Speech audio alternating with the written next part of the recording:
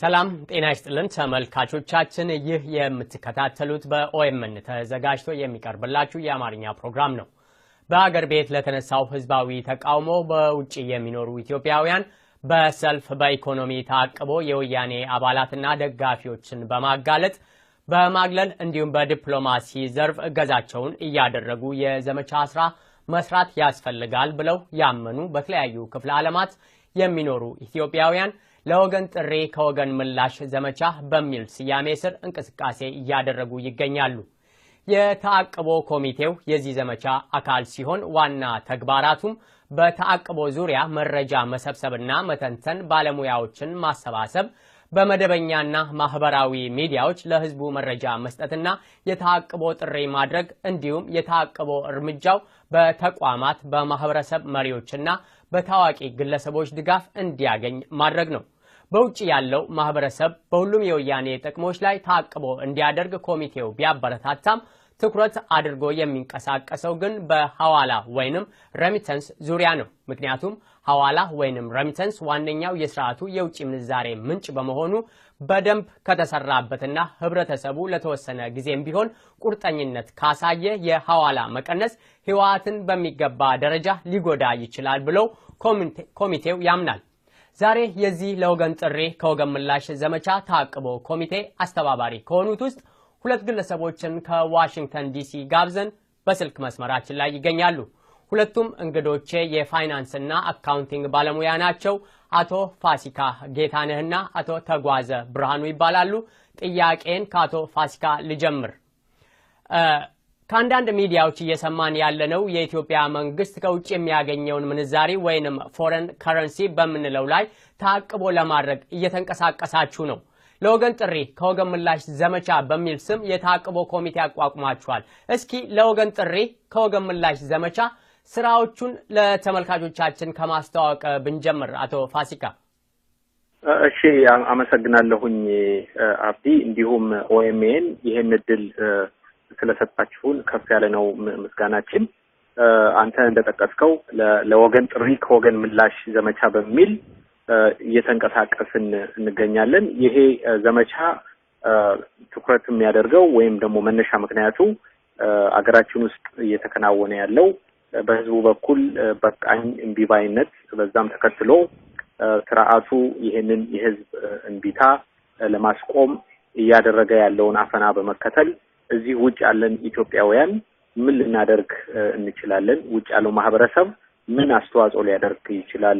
በሚዲያ የሚሞቱ የሚያልቁ ወገኖቻችንን የነሱን ሁኔታ እየሰማን ማዘን ነው ኦር ሌላስ ልናደርገው የምንችለው ምን ነገር ሊኖር ይችላል በሚል እንግዲህ ያንን ታሳቢ በማድረግ ተሰባስበን የተለያዩ እንቅስቃሴዎች ለማድረግ ነው የወሰንነው። በዚህ በዘመቻው ስር የወያኔ ሰላዮችን በየአካባቢያችን የሚኖሩ ደጋፊዎችን እነሱን ማወቅና ማጋለጥ፣ ህብረተሰቡ እንዲያገላቸው ማድረግ፣ የተቃውሞ ሰልፎችን ማስተባበር እንዲሁም ደግሞ የኢኮኖሚ ተአቅቦ በስርዓቱ ላይ እንዲደረግ ጥሪ ማድረግ ነው። እነዚህን መሰረታዊ ዓላማዎች በመያዝ እንግዲህ እየሰራንበት ያለ ዘመቻ ነው ባጭሩ። አቶ ተጓዘ፣ የኢኮኖሚ ታቅቦ ስንል እነዚህ ታቅቦች ምንን ያካትታሉ? እሺ፣ እኔም በድጋሚ አመሰግናለሁ አብዲ። ይህንን እድል ሰጣችሁን ከህብረተሰቡ ጋር እንድንገናኝ ስላደረጋችሁ ከልብ እናመሰግናለን። በዚህ በዘመቻ ስር ከሚደረጉት የታቀበው እንቅስቃሴዎች ውስጥ በዋናነት እኛ ይዘነው የተነሳ ነው በተለምዶ ረሚታንስ የሚባለውን ወይም በሐዋላ ከዚህ ከውጪ ወደ አገር ቤት የሚላከውን ገንዘብ በተመለከተ ነው። ትንሽ ፋሲካ ወደ አነሳው ላይ ልመለስና ይህንን ሐሳብ አጠናክሬ እቀጥልበታለሁ። ተሰባስበን የታቅቦ ኮሚቴውን ስናቋቁም ሰፊ ጊዜ የወሰደ ጥናት አድርገን ወያኔን የትኛው አይነት የታቅቦ እንቅስቃሴው ላይ ብናተኩር ልንገዳደረው የምንችል ወይም ደግሞ አቅሙን ልንፈትን የምንችለው በየትኛው ዘርፍ ነው ብለን አስበንበት ጥናቶች አድርገን የወሰንነው ነው። ብዙ አይነት እንቅስቃሴዎች አሉ። ታቅቦ ለምሳሌ ሸቀጦችን አምጥተው እዚህ የሚራገፉትን ሸቀጦች አለመጠቀም ወይስ አይሮፕላን የኢትዮጵያን ኤርላይንስን ቦይኮት በማድረግ ወይስ ገንዘብ የሚላከውን ገንዘብ በመቀነስ ወይም በማቆም ወያኔን የትኛው የበለጠ ይጎዳዋል ብለን ስናስብ በሐዋላ ረገድ ያለው ገንዘብ እጅግ በጣም ትልቅ ነው። ለቁጥር ራሱ በጣም የሚደንቅ አይነት የሆነብንና አቅማችንን ደግሞ ፈተን ነው የትኛው ነው አቅማችን ይሄንን ተግባራዊ ለማድረግ ብለን ስናስብ በውጭ የምንኖር ኢትዮጵያውያኖች ወደ ኢትዮጵያ የምንልከው ገንዘብ ወደ 3.5 በትንሹ በ2014 በተደረገ ጥናት አሁን ጨምሯል። 3.5 ቢሊዮን ዶላር ገደማ ወደ ኢትዮጵያ እየተላከ ነው ያለውና እሱን ማቆም ወይም መቀነስ ብንችል የበለጠ ጉዳት ማድረስ እንችላለን፣ ወያኔንም አቅሙን መፈተንና መፈታተን እንችላለን የሚለው ላይ ነው የደረስነውና ዋናው ፎከስ አድርገን ሐሳባችን የተበታተነ ሆኖ ሁሉንም አይነት ታቅቦች መሞከር ሳይሆን ፎከስ አድርገን በቅድሚያ የምንሰጠው በሐዋላ ላይ ነውና ሐዋላን ቤዝ አድርገን ነው ይሄን ዘመቻ የምናንቀሳቀሰው። ብዙዎቻችን ስርዓቱ ጥይት የሚገዛበት አፈናውን የሚያጠናክርበትን ህዝቡን የሚያሰቃይበትን ገንዘብ የሚያገኘው ለኢኮኖሚው ምንጭ ዓለም ባንክንና ሌሎችንም የተለያዩ ሀያላት አገራት እርዳታ ነው ብለን ስለምናስብ እነዚህ ተቋማትና መንግስታት ይህንን ጨቋኝ መንግስትን እንዳይረዱ እርዳታቸውን እንዲያቆሙ ነው ሰላማዊ ሰልፍ ስንወጣ አይከረም ነው። አሁን ያየሁት ግን እኛም ወደ አገር ቤት በመንልከው ገንዘብ በተዘዋዋሪ ለጨቋኙ መንግስት ጥይት መግዣ ተባባሪ መሆናችንን እያየው ነው። የኔ ጥያቄ ይህንን በመረጃ የተደገፈ በተለይም ደግሞ የወያኔ መንግስት ወደ ውጭው ዓለም ኤክስፖርት ከሚያደርጋቸው እንደ ሌጦ ቡናና ሌሎችም የመሳሰሉ ሸቀጦች የሚያገኘው ገቢ እንዲሁም ከተለያዩ ሀያላን አገራት ከሚያገኘው እርዳታ ጋር ይህንን ታቅቦን አነጻጽራችሁ ለማየት የሞከራችሁበት አጋጣሚ አለ? ትክክል ነው አብዲ፣ ጥሩ ጥያቄ ነው ያነሳኸው።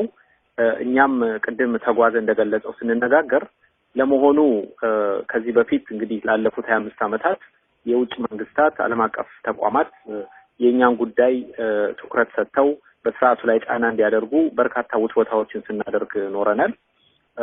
ነገር ግን ምንድነው በእኛ በኩልስ ምንድነው መደረግ ያለበት? ለመሆኑ በዚህ በሬሚታንስ በኩል የሚገባው ገቢ ከሌሎቹ እነሱ ከሚያደርጉት ገቢ አኳያ ምን ይመስላል እና እውነቱ የት ላይ ነው፣ የኛስ አቅም ምን ይመስላል የሚለውንም ለማየት ነው የሞከርነውና አንተ እንደጠቀስከው ያነጻጸርናቸው አንደኛ ኤክስፖርት የሚባለው ገቢ ማለት ከአገራችን የተለያዩ ምርቶች ቆዳና ሌጦ፣ ቡና እንዲሁም ሌሎች የቅባት እህሎች ተልከው ምን አይነት ገቢ ይገኛል፣ ከአሜሪካ ከአውሮፓ እንደዚሁም ደግሞ ለዴቨሎፕመንት አሲስታንስ ተብሎ የሚላክ የሚገኝ እርዳታ አለ። ከዛ አኳያ ምን ይመስላል የሚለውን ለማየት ነው የሞከርነው እና አንዳንድ ቁጥሮችን ለማስቀመጥ እኛ ባደረግነው የዳታ ፍተሻ ለምሳሌ በ2014 ሪፖርት የተደረገ በኤክስፖርት የሚገኝ ገቢ 3.7 ቢሊዮን ዶላር እንደሆነ ነው መረጃዎች የሚጠቁሙት። አሁን ይሄ ሁኔታ እየቀነሰ መጥቶ በቅርቡ ከ3 ቢሊዮን በታች እንደሆነ የዓለም ባንክ ሪፖርትም የተለያዩ ሪፖርቶችን ይጠቁማሉ የዚህ የኤክስፖርት ገቢ። እኛ ግን ዳታውን ስንወስድ የነበረው 3.7 ቢሊዮን ነው።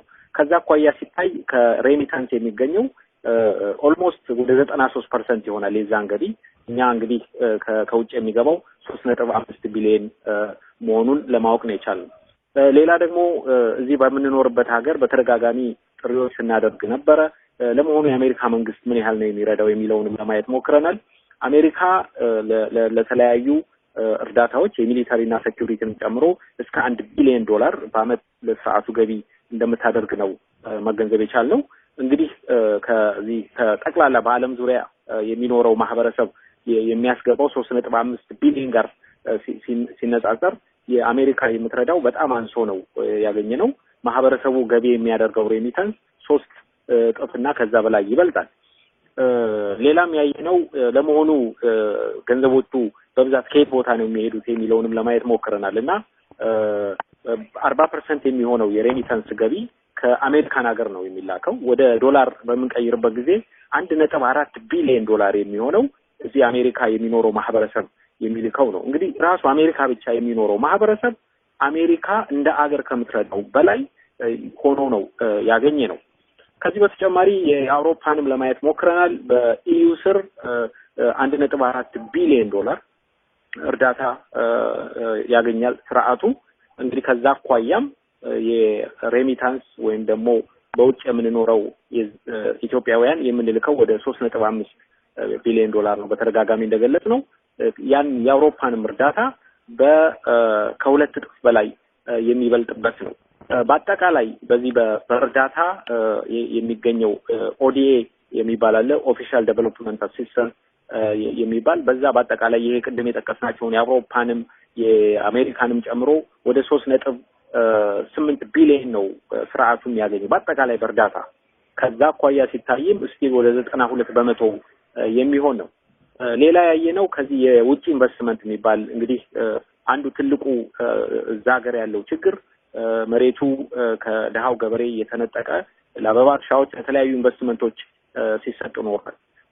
ያንን ኢንቨስትመንት ለማስፋፋት ከውጭ የሚሄዱ ኩባንያዎች ወይም ግለሰቦች በአመት ገቢ የሚያደርጉት 1 ቢሊዮን ዶላር አይሞላም፣ ወደ 950 ሚሊዮን ዶላር ነው። ከዛም አኳያ የሬሚታንስ ከ3 እጥፍ በላይ የሚበልጥበት ሁኔታ ነው ያለው እና ነገሩን ሰምራይዝ ለማድረግ እነዚህን ቁጥሮች መደርደር ያስፈለገው ለምንድን ነው? እነዚህ የውጭ ዓለማት የውጭ ሀገራትን መጠየቁ አስፈላጊ ነው። ሁልጊዜም ፕሬሸራችንን ማድረግ ይኖርብናል። እነሱንም እንደምንጠይቅ ሁሉ ያ ህብረተሰብ የኛ ህብረተሰብ ነው፣ ችግሩ ችግራችን ነው፣ ሞቱ ስደቱ መሰቃየቱ ስቃያችን ነው የምንል ከሆነ እነዚህን የዓለም አቀፍ ድርጅቶችና ሀገሮች ከነሱ ላይ ፕሬሸር ከማሳረፍ በተጨማሪ ራሳችንም ቆም ብለን ማሰብ አለብን። ይሄን ያህል አቅም እንዳለን አውቀ ነው እኛም በበኩላችን እዛ ሀገር ላይ እኩልነት፣ እዛ ሀገር ላይ ነጻነት፣ እዛ ሀገር ላይ ፍትህ እንዲኖር የምንችለውን ለማድረግ መዘጋጀት አለብን። አቅማችን ከፍተኛ ነው የሚለውን እንግዲህ መረጃ ለህብረተሰቡ ማስተላለፍ ስለፈለግን ነው እንግዲህ ይህን ዳታ እየዘረዘርን ያለ ነው። አቶ ተጓዘ ወደ እርሶ ልመለስ። በአሁኑ ጊዜ ሀገራችን መንታ መንገድ ላይ ያለች ሀገር ነች። ካለፉት 11 ወራት በበለጠ አፈናው ጭቆናው በተጠናከረ መልኩ ቀጥሏል።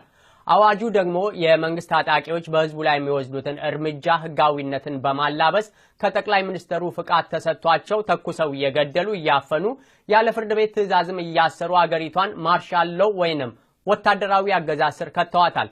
በዚህ አይነት እንቅስቃሴ ውስጥ ብዙ ንግድ ቆሟል። ብዙ ቤተሰቦች ከልጆቻቸው በሚላክላቸው ገንዘብ የሚተዳደሩም አሉ።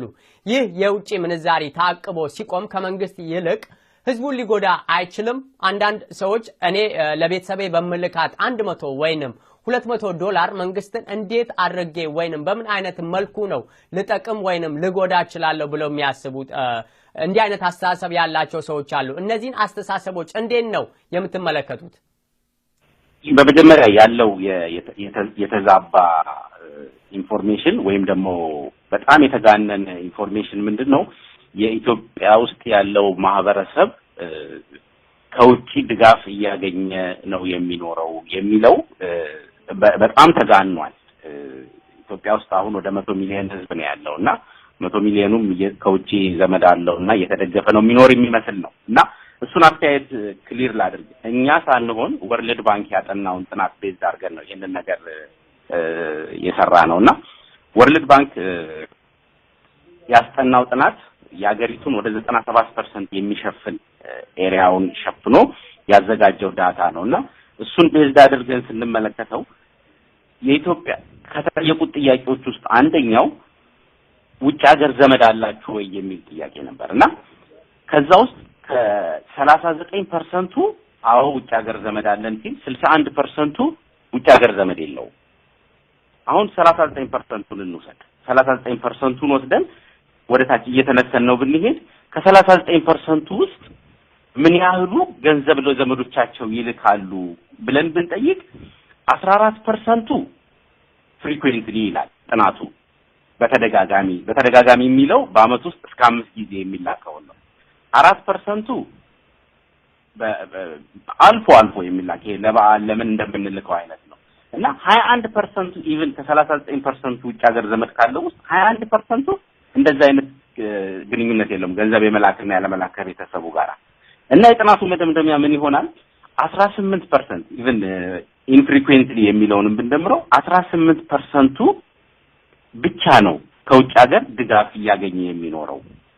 ስለዚህ እኛ የምናወራውን ስለ 100 ሚሊዮን ህዝብ ከሆነና አሁን የመጣውን ችግርና ፈተና እኩል አድርገን ብንመለከተው 18% ብቻ ከውጭ ሀገር ድጋፍ ያገኛል እንጂ ጠቅላላ የኢትዮጵያ ህዝብ ከውጭ እየተደገፈ እንደሚኖር ተብሎ የሚታሰበው ሐሳብ በራሱ ስህተት ነው።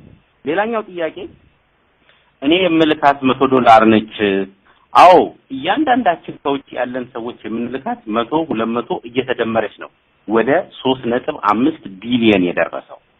ስለዚህ ይሄኛው ነገር ቤተሰቦቻችንን ለመርዳት ነው የምናደርገው። አዎ ለመርዳት ነው የምናደርገው። ሁላችንም ለመርዳት ነው የምናደርገው። ጥናቱ የሚያሳየው ምን ይሆናል መሰለህ አብዲ? ይሄ ገንዘብ የሚላከው ለማን ነው?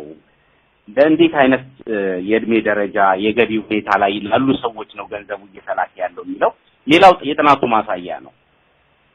በእድሜ እንመልከተው። የመጀመሪያው ስቴፕ በእድሜ ስንመለከተው ወደ 64% ገንዘብ የሚያገኘው ውስጥ ወደ 64% በእድሜ ከ18 እስከ 34 ዓመት እድሜ ገደማ ነው። በገቢ ደግሞ ስንመለከተው ከ1000 እስከ 5000 የኢትዮጵያ ብር በወር የሚያገኘው ነው ገንዘብ የሚላክለት። ያም ወደ 59% የሚሆነው ነው። ሌላኛው ደግሞ በቤተሰብ ሪሌሽን ስንመለከተው ይህ ገንዘብ በብዛት የሚላከው ለእህትና ለወንድም ነው። ወደ 47% የሚሆነው ለዛ ለወንድምና እህት ነው። ሌላው ወደ ላጎት ላክስት እያለ ወደሚሄደው 32% ይሆናል። ለእናት ለአባት እንኳን የሚላከው ወደ 6% ገደማ ነው። ይሄ ሁሉ ቁጥር ምንድነው ብለን ብንል አሁን መጨረሻ ላይ ኢትዮጵያ ውስጥ እየሆነ ያለውን ነገር ሁላችንም እናውቀዋለን። በወጣትነት እድሜ ደረጃ ያለው ለዚህ የነጻነት ትግል ግንባሩን ሰጥቶ ከፊት ተሰልፎ ይሄንን ለውጥ ለማምጣት እየታገለ ነው ያለው። ኢትዮጵያ ውስጥ የኢኮኖሚክ ተአቅቦ እንዲመጣና ይሄንን ለውጥ ለማፋጠን ከድሃው ገበሬ እስከ ድሃ ጉልት የምትሸጥ ኢትዮጵያዊ ለወያኔ ትብብር በመንፈግ ኢኮኖሚውን እዛው አገር ውስጥ እያዳከሙ ነው ያሉት። ቀላል አይደለም። ባለፈው ጊዜ በኦሮሚያ ክልል የንግድ ስርጭቱን በማቆም ወያኔ ላይ የተፈጠረውን የኢኮኖሚክ ኢምፓክት እናውቀዋለን። በጎንደር በጎጃም ለተወሰኑ ጊዜያቶች የተደረጉትን የስራ ማቆም አድማዎች ወያኔ ላይ ያሳረፈውን አይተናል። ስለዚህ ያንን በንጽጽር ስንመለከተው እኛስ በአቅማችን ምን ማድረግ አለብን ብለን ነው የምንጠይቀውና እነዚህ ቁጥሮች የሚያሳዩን ገንዘብ የምንልክላቸው ሰዎች በተወሰነ ደረጃ የተወሰነ ጊዜ መስዋዕትነትን ከፍለን ይሄንን ችግር ለአንዴና ለመጨረሻ ጊዜ ማስወገድ አማራጭ የሌለው ነገር ነው። አዎ ገንዘብ የምንልክላቸው ሰዎች ሊቸገሩ ይችላሉ ወይ? በንጽጽር ስናየው በጣም ቅድም የጠቀስኳቸው ዳታዎች የምንለው ጉዳት በጣም መጠነኛ ነው። ለተወሰነ ጊዜ ይሄንን ብር ብናቆመው በቤተሰብ ላይ የሚደርሰው ጉዳት በጣም መጠነኛ ነው። ለእድሜ ልክ ተሸክመን ካለ ነው ከዚህኛው አገዛዝ ጋር ማለት ነው። እና በጥቅሉ ስንመለከተው አዎ ጉዳት ሊደርስ ይችላል፣ ግን ያ ጉዳት መጠነኛ ነው። ስለዚህ ጥርሳችንን ነከስ አድርገን ለተወሰኑ ጊዜያቶች ይሄንን እርምጃ መውሰድ ካልቻለን የወያኔን እድሜ ለማራዘሙ ትልቁን አስተዋጽኦ እናበረክታለን ብዬ ነው የማስበው። የቀረ ካለ ፋሲካ ልጨምርበት ይችላል። አቶ ፋሲካ እስኪ በዚህ በአቶ ተጓዘ ሐሳብ ላይ ተጨማሪ ሐሳብ ካሉት? እሺ፣ በዚህ ላይ ብዙ ነገር አቶ ተጓዘ ሄዶበታል። ዋናው ቁም ነገር ምንድነው? ችግር አይደርስም አይደለም። ለቤተሰቦቻችን በምንቀንስበት ጊዜ ወይ በምናቆምበት ጊዜ የለመዱትን ነገር ሊያጡት እንደሚችሉ እንገነዘባለን እና ቶታሊ ችግር አይደርስም የሚል አስተሳሰብ የለብንም። ሁልጊዜም ድርጊቶቻችን የሚያስከትሉት የአጭር ጊዜ ችግር ይኖራል። ወያኔ የረጅም ጊዜ ችግራችን ነው። ዛሬ ኢሬቻ በዓል ላይ የሆነውን አይተናል። በጣም የሚያሳዝን ሁኔታ በሀገራችን ሲፈጸም ለማየት በቅተናል። እዛ ደማቸው ከፈሰሰ በየቦታው ደማቸው ከሚፈሰው ሰዎች አኳያ የተወሰነ ጫና በስርዓቱ ላይ ለመፍጠር ለበጎ ተግባር ሲባል ቤተሰቦቻችን ዋጋ ለመክፈል እኛም እዚህ ያለነው ለህብረተሰባችን አጋር ለመሆን ዋጋ ለመክፈል ከተዘጋጀን የህሊና ዝግጅት ካደረግን ፔኑን ቀላል ያደርገዋል። በዛ ላይ ጥናቱ እንደሚያሳየው ለተወሰነ ጊዜ ችግር ለመቋቋም አቅም ላላቸው ሰዎች ነው በአብዛኛው ገንዘብ የሚላከው። ሁላችንም ከራሳችን ጋር መነጋገር አለብን እውነታውን መመርመር አለብን ሪሊ የምንልክላቸው ሰዎች ሁሉም ያ ገንዘብ ቢቀንስ ወይም ቢቆም ሪሊ ችግር ውስጥ የሚቆሙ ናቸው የሚወድቁ ናቸው ወይ ብሎ እያንዳንዱ ሰው ለማን እንደሚልክ የቤተሰብ ሁኔታ ምን እንደሆነ ያውቀዋል ስለዚህ በጣም ችግር ያለባቸው አቁሙን ብንላቸው አያቆሙም ይሄንን እናውቃለን ነገር ግን ለተወሰነ ጊዜ ብናቆም አማውንቱን ብንቀንስ ለምሳሌ $100 የሚልክ ሰው $60 $70 ቢያደርገው ኦር 4-5 የሚልክ 2-3 ቢያደርገው ያንን ሁኔታ ቤተሰቦች ተቋቁመው የሚያልፉበት እድል ይኖራል ስለዚህ ያንን ታሳቢ በማድረግ እርምጃ ልንወስድ እንችላለን በእኛ እይታ ይሄ እርምጃ ከህዝቡ ይልቅ ስርዓቱ ላይ ትልቅ ጫና ያመጣል ብለን እናምናለን አንድ ነገር ልጨምርና ልጨርስ አሁን በኦሮሚያም ይሁን በአማራ ክልል በተደረገው ህዝባዊ እንቢተኝነት ምክንያት ወያኔ ትልቅ የሆነ የኢኮኖሚ ጉዳት እየደረሰበት ነው የፎሪን ዳይሬክት ኢንቨስትመንት የሚባለው የውጭ ባለሀብቶች ይዘውት የሚገቡት ገንዘብ በ70% እንደቀነሰ መረጃዎች ያሳያሉ ለ25 አመት ሲዋሽ የነበረው አገሪቷ ስቴብል ነች ፍትህ አለ ዲሞክራሲ አለ እየተባለ ወያኔ ሲያጭበረብር የነበረው ነገር ዛሬ ብዙሃን ከሀገራቸው ተገለው በኢኮኖሚ በፖለቲካ ተገለው ትንሾች አናሳዎች ብቻ የሚኖርባት ሀገር እንደሆነችና በዚህም ምክንያት ህብረተሰቡ ስለተቆጣ በኢንቨስትመንቶች ላይ እርምጃ ስለተወሰደ ይሄ ያደናገጣቸው የውጭ ባለሀብቶች ገንዘብ ወደ ሀገር ውስጥ ማስገባት ትተዋል ሌላው ደግሞ ስራ ካልተሰራ ኤክስፖርት ማድረግ አይቻልም ቡና መላክ አይቻልም ቆዳና ሌጦ መላክ አይቻልም በዚህ ምክንያት ራሱ በዚህ አመት ወያኔ ታርጌት ካደረገው ኤክስፖርት ገቢ ውስጥ በ139 ሚሊዮን ነው ድሮፕ ያደረገው ሰሞኑን የኢትዮጵያ አየር መንገድ በቱሪስት መጥፋት ምክንያት እየቀነሰ እንደሆነ ገቢው እየሰማን ነው ምን ማለት ነው ይሄ ስርዓቱ ክራይሲስ ውስጥ እየገባ ነው ውጭ ያለ ነው በዚህ ሁኔታ ላይ ተደረበን የዚህን ስርዓት አቅም ማዳከም ካልቻልን በዋናነት የፎሪን ከረንሲ ሶርስ ሆነን የምንቀጥለው እኛ ልንሆን ነው ማለት ነው ስለዚህ ህብረተሰቡ ላይ እየደረሰ ያለውን በደል አሁን በዚህ በአስቸኳይ አዋጅ ስም እየደረሰ ያለውን በደል ግድያ ጭፍጨፋ አፈና ሊያስቆጣን ይገባል ከህብረተሰቡ ጥሪ ቀርቦልናል ይሄንን ጥሪ መስማትና አጋርነታችንን ማሳየት ይኖርብናል ለማለት ነው አመሰግናለሁ አቶ ተጓዘ ይህንን አቶ ፋሲካ ያነሱትን ሐሳብ ጠለቅ ብለን ለማየት እንዲያስችለን ከረሚተንሱ ወጣን በልና ቅድም እንዳልኩት ዛሬ ሀገር ቤት ብዙ እንቅስቃሴዎች ቆመዋል ንግድ ቤቶች እየተዘጉ ያሉበት ሁኔታ ነው ያለው ከዚህ ጋር ቅድም አቶ ፋሲካ እንዳነሱት ካሁን በፊት ኢትዮጵያ የዲሞክራሲ ሀገር ፈጣን እድገት እያስመዘገበች ያለች ብቸኛዋ የአፍሪካ ሀገር መሆኗ ስለተነገራቸው መሬትን እየተቀራመቱ ለ99 አመት ከመንግስት ጋር ውል ተፈራርመው በብዙ ሚሊዮን ዶላር ኢንቨስት ያደረጉ ያሉት የውጪ ባለሀብቶች አሉ ዛሬ እነዚህ ሰዎች በድንጋጤ ሀገሪቷን ጥለው እየወጡ ነው ያሉትና በዚህ ላይ መንግስት ያወጀው የአስቸኳይ ጊዜ አዋጅ የነበሩትም ሆነ ካሁን በኋላ ሀገሪቷ ላይ ኢንቨስት ለማድረግ እያሰቡ ያሉትን ባለሀብቶችን ተስፋ ሊያስቆርጥ ይችላል እስኪ በዚህ የአስቸኳይ ጊዜ አዋጅ ወቅት መንግስት ላይ የሚደርሱ የኢኮኖሚ ተጽዕኖዎች ምን ናቸው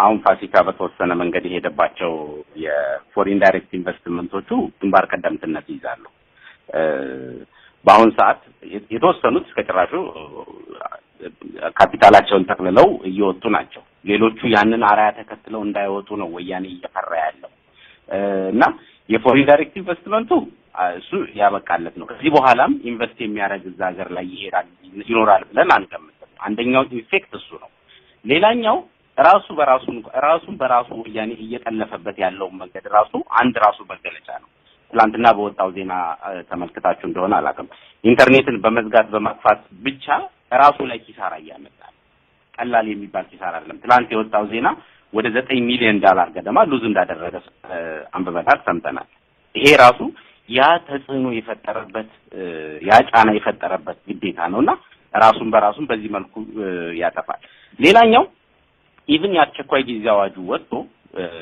አሁን በጎንደር በባህር ዳር የሥራ ማቆም አድማ ተደርጓል ምን ማለት ነው ያ የሥራ ማቆም አድማ ወያኔ በእለቱ ወይም በዛ ጊዜ ውስጥ ሲገበያዩ ያገኝ የነበረውን ታክስ አገር አትገኝም ማለት ነው አጥቷል ማለት ነው ስለዚህ እነዚህ ሁሉ ነገሮች ሲደራረቡበት ወያኔ ኢኮኖሚካሊ ኃይለኛ ክራይሲስ ውስጥ ነው ያለው በዛው መጠን ደግሞ የተገኘችዋንም ያለችዋንም ፎሪን ከረንሲ የሚዘርፍና የሚያሸሽም ደግሞ ራሱን የቻለ ኢምፓክት አለ።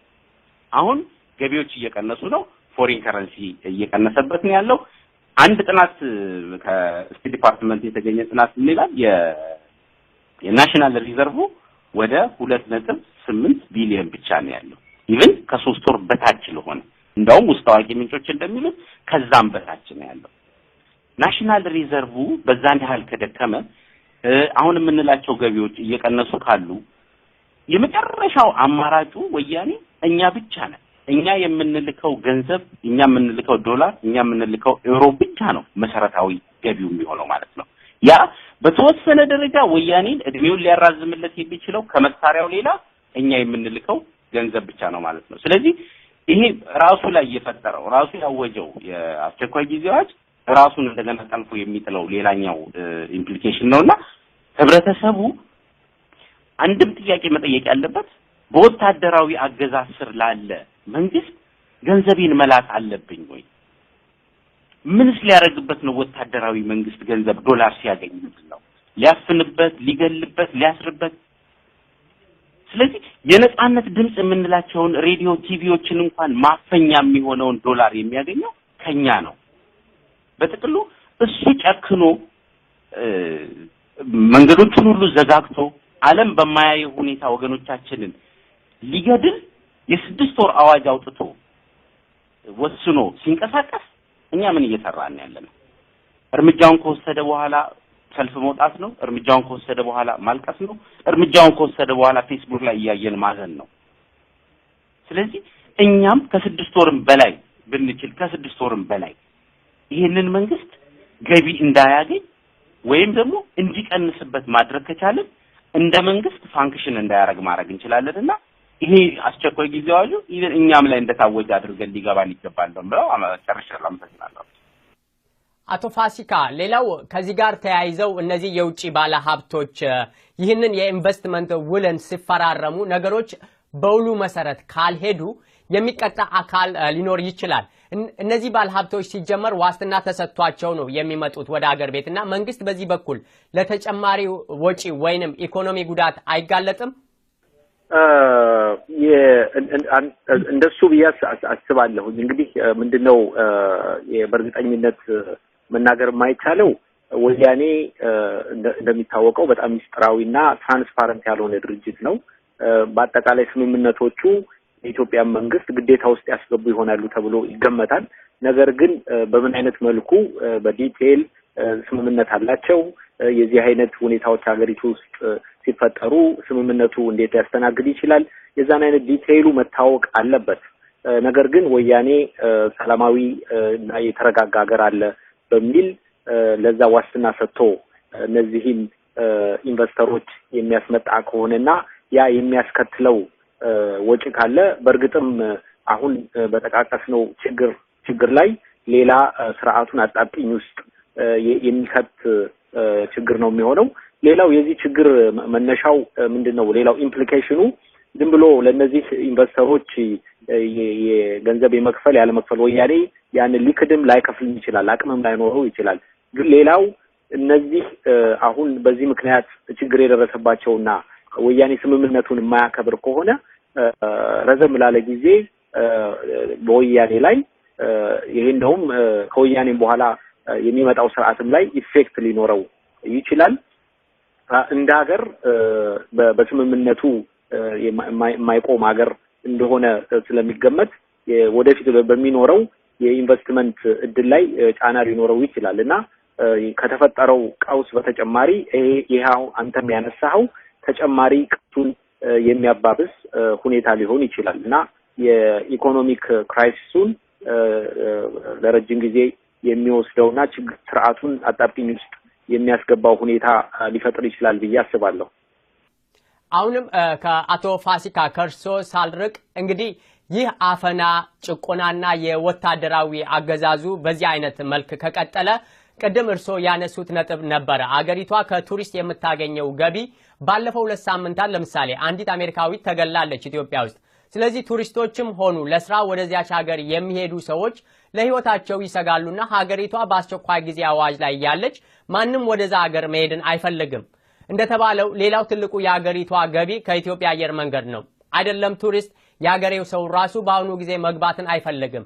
እነዚህ ሁሉ ተደማምረው የሚያመጡትን የኢኮኖሚ ዝቅጠት መንግስትን ብቻ ሳይሆን እንደ ሀገር ካየን አገሪቷን ለወደፊት አይጎዳትም? እዚህ ላይ ለመሄድ ምን ጉዳት አይኖርም ብዬ ማለት አልችልም። ግን ሁሉ ጊዜ ንጽጽር ውስጥ ማስገባት የሾርት ተርም እና ሎንግ ተርም ጉዳት የሚባለው ነው። ሁሉ ጊዜ አሁን እኛ እያደረግን ያለነው ጥሪ በህብረተሰቡም ላይ በአገሪቱም ላይ የተወሰነ ጉዳት ማስከተሉ አይቀርም።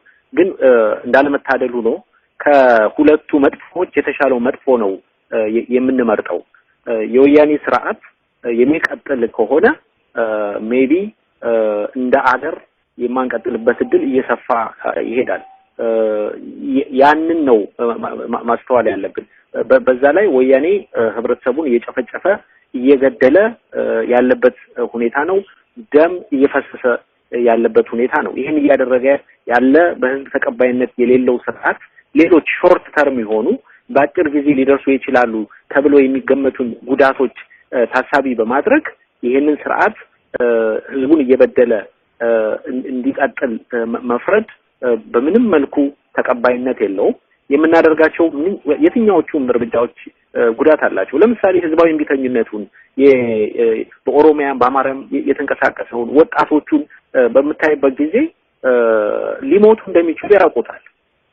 እነዚህ ልጆች ግን እኛም ሞተን ቢሆን እኛም ዋጋ የኛም ህይወት አልፎ ቢሆን የሚቀጥለው ትውልድ የሀገሪቱ የወደፊት ሁኔታ መሻሻል አለበት በሚል ነው ይሄንን ዋጋ እየከፈሉ ያሉት እንጂ አማራጭ ቢኖር ሌላ ሰው መጥቶ ነፃ የሚያወጣቸው ቢሆን ኖሮ እነዚህ ሁሉ መከራ የተቀበሉ ወገኖቻችን መከራ ባልተቀበሉ ነበር። ግን አማራጭ የለም አንዳንድ ጊዜ። ስለዚህ ማንኛውም ድርጊት ጉዳት አለው። ግን የተሻለው ጉዳት የቱ ነው የሚለውን የማየት ሁኔታ ስለሆነ ህብረተሰቡ በዛ መልኩ እንዲያየውና እንዲገነዘብ ልመናዬንና ጥሬን አቀርባለሁ። አቶ ተጓዘ ወደ ሐዋላው ታቅበው ወይንም ረሚተንሱ ስንመለስ ከአሜሪካና ከአውሮፓ ሀገራት ከሚገኙት እርዳታ ጋር ሲነጻጸር መንግስት እኛ ከምንልከው 100 እና 200 ዶላር ላይ የሚያገኘው የውጭ ምንዛሪ እንደሚበልጥ አይተናል። እስኪ እናንተ ይህንን የታቅበው ኮሚቴን አቋቁማችሁ መንቀሳቀስ ከጀመራችሁ በኋላ ከህዝቡ ያገኛችሁት ምላሽ ምን ይመስላል? አመሰግናለሁ አብዲ። አንዳንዱ በጣም ነው የሚገርምህ። ይሄ ጥናት ለሁላችንም አይን ገላጭ ነው የሆነው። ቅድም ፋሲካ እንደዘረዘረው ለ20 አመት ያህል ለ25 አመት ያህል አውሮፓዎችንና አሜሪካኖችን ስለምናቸው ነበር የኖር ነው። እሱም ዳይሬክትሊ ጥያቄያችን የነበረው የታክስ ፔየሩን መኒ ለወያኔ እየሰጣችሁ እህቶቻችንና ወንድሞቻችንን እያስገደላችሁ ነው እያልን ነበረ ስንጠይቅ የነበረውና ይሄን ጥናት እኔም ራሴ በግሌ ብትወስደኝ ይሄን ጥናት ካየው በኋላ ተገርሚያለሁ። አሜሪካኖቹን ወይም አውሮፓዎቹን ብር ቀንሱ እያልን ስንጠይቃቸው አሜሪካኖቹም ሆኑ አውሮፓዎቹ ኢንተረስት አላቸው ኢትዮጵያ ላይ የራሳቸው የሆነ ኢንተረስት አላቸው። የምንጠይቃቸው ኢንተረስታችሁን ተውና ብሩን ቀንሱ ወይም በኢንተረስታችሁ ላይ ኔጎሺዬት አድርጉና ብሩን ቀንሱ ነበር የምንላቸው የነበረው። ግን እዚህ ጋር ስንመለከተው እኛ የምንልከው እነሱ የአውሮፓና የአሜሪካ ሲደመር ወደ 2.4 ቢሊዮን ነው። እኛ የምንልከው 3.5 ቢሊዮን ነው። ስለዚህ ማን ነው ኢንተረስቱን ትቶ ለወገኑ መጮህ ያለበት ማቆም ያለበት የትኛው ነው? ማን ነው ወገንተኝነቱን ማሳየት ያለበት? አሜሪካኖቹ ናቸው ለኢትዮጵያ ህዝብ ወገንተኛ ወይስ ኢትዮጵያዊ ነው ለኢትዮጵያዊ ወገንተኛ የሚለው ጥያቄ የብዙውን ስሜት ኮርኩሯል። እና እውነትም ይሄው ሰልፋችንና ጩኸታችን ከንቱ ነበር ወይ የሚሉትን ምላሾች በብዛት እያገኘን ነው። ይሄንን ስራ እየሰራን ያለነው በዓለም አቀፍ ደረጃ ነው። ዘመቻው በዓለም አቀፍ ደረጃ እንዲተባበር ነው እየፈለግን ያለነውና የመጀመሪያው ስራችን አዌርነስ መፍጠር ነው። ልክ ለኔ አይኔ እንደገለጠልኝ ሁሉ ይሄን ጥናት አውሮፓና አሜሪካንን ከምለምን የገዛ ህዝቤን ለምኜ እንዲቀንስ ወይም እንዲቆም ባደርግ የተሻለ ውጤት አመጣለሁ ወይ የሚለውን ጥያቄ እየጠየቅን እኛም እየመለስን ከህብረተሰቡ ጋር እየተወያየን ነው። በሎካል ሚዲያዎች፣ በዌብሳይቶች፣ በፓልቶኮች እንዲሁም አሁን እናንተ ጋር ደርሰናል። ሌሎችም ጋር እንደዚሁ እየደረስን ነው። አዌርነሱን መፍጠር ላይ ነበር ትልቅ ችግር የነበረው። መጀመሪያ ላይ ያነሳውልህ አይነት አንተ አንስተህልኝ የመለስኩት ጥያቄዎች የተዛቡ ኢንፎርሜሽኖች ወይም በጣም የተጋነኑ እውነቶች ይሄንን ነገር ጋርደውብን ነበርና ብዙዎቹ ምላሻቸው በጣም የሚገርም ነው። አላወቅንም ነበር፣ አልተረዳንም ነበር። ግን አሁን ካወቅን በኋላ ግን እንቅስቃሴውን በፍጥነት እንዳውም ከምንጠብቀው በላይ በፍጥነት እየሄደብን ነውና ህብረተሰቡ ጥሩ ግንዛቤ እየፈጠረ ነው። ዋንስ ግንዛቤውን ፈጥረን ከጨረስን በኋላ ግን ቀጥታ ከዚህ ጊዜ እስከዚህ ጊዜ የሚለው ዘመቻ እናሳውቃለን ወይም በጋራ ጥሪውን እናቀርባለን ነውና ምላሹ በጣም ጥሩ ነው። ብዙ ሰው አንደርስታንድ እያደረገው ነው። ይሄ ጥናት ደግሞ ለሁላችንም አይን ገላጭ ሆኗል ነው ብለው አብዲ። አቶ ፋሲካ በዚህ በአቶ ተጓዘ ላይ የሚጨምሩት ሐሳብ ካሎት? በዚህ ላይ ያለኝ ተጨማሪ በተለይ በብዛት እዛ ማህበረሰቡ ይሄን ገንዘብ የሚደርሰው ሰው እንደ ሁሉም ችግረኛ እንደሆነ ተደርጎ የሚያመለክቱ መረጃዎች በስፋት ይነገሩ ነበር። ብዙ ጊዜ ከዚህ ከሰብአዊ መብት ሁኔታ ጋር ተነስቶ ይቀነስ ወይ ይቁም የሚባል ከዚህ በፊት ኤፈርት ሲደረግ እናቶች አባቶች ይጎዳሉ፣ ይሄ ህብረተሰቡ በእኛ ላይ ነው ተማምኖ የሚኖረው የሚል ነገር በስፋት ይነገር ነበርና አሁን እኛ ይሄንን የዓለም ባንክ ያስጠናውን ዳታ ይዘን መረጃ ስንሰጥና እንዲሁም የሚልከው እያንዳንዱ ሰው ራሱን እንዲመረምር በርግጥ ይሄ የሚባለው ጠቅላላ አስተሳሰብ እውነት ነው ወይ ለኔ ህይወት አፕላይ ያደርጋል ወይ እኔ ምልክላቸው ስራ ያላቸው ሰዎች የሉም ወይ ወንድሞቼ ተጨማሪ ነገር በኢትዮጵያ ደረጃ ሌክዠሪ የሚባል ነገር ለመግዛት አይደለም ወይ የምልክላቸው እህቶቼስ እንደሱ አይደለም ወይ የሚለው ነገር ራሱን የቤተሰቡን ሁኔታ እንዲመረምርና ከዚህኛ ካቀረብነው ዳታ ጋር እንዲያስተያየው ጥሪ ያቀርበናልና በርካታ ሰዎች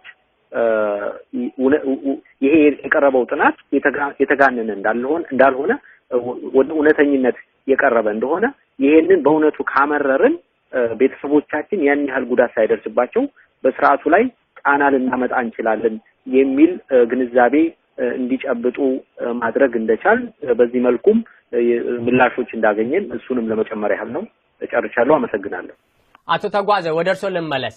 እንግዲህ አገር ቤት ቀጥታ በሳተላይት የሚከታተሉን በውጪውም ዓለም የሚኖሩት ኢትዮጵያውያን ደግሞ በማህበራዊ ሚዲያ ፌስቡክ በቀጥታ ይከታተሉናልና ለነዚህ ተመልካቾች የሚያስተላልፉት መልእክት ካሎት? አመሰግናለሁ አብዲ። ቀደም መጀመሪያ ላይ እንዳልኩት ይሄ ዘመቻ በብዛት እኛም የምናነጣጥርበት በሚዲያዎች እና በሶሻል ሚዲያዎች በውጪ የሚኖረውን ኢትዮጵያዊ ነውና ይሄንን ፕሮግራም እየሰሙ ላሉ ወገኖቻችን ጥሪው እንዲደርስ እንፈልጋለን። እናንተም ይሄ ዘመቻ በነገራችን ላይ በአንድ ጊዜ ተነግሮ ብቻ ተግባራዊ የሚሆን ስላልሆነ በድጋሚ የሚዲያውን እድል እንደምናገኝ ተስፋ አደርጋለሁ። የእናንተን ኦዲየንስ መድረስ የምንችልበትን መንገድ ሁሉ እኛ ፈቃደኞች ነን። ይሄ ዘመቻ ግቡን እስኪመታ ድረስ ሁሌም እንሰራለንና የሚዲያውን በድጋሚ ማግኘት እድል ካሁኑ አሳስቤ በመጨረሻ ግን በውጪ ለምንኖረው ኢትዮጵያውያኖች የማስተላልፈው መልእክት ቀደም ቁጥሮቹን በሚገባ ዘርዝረናል። እዛ ጋር እንመለስበትም። ግን አንድ ነገር ብቻ ነው ከኛ የሚያስፈልገው።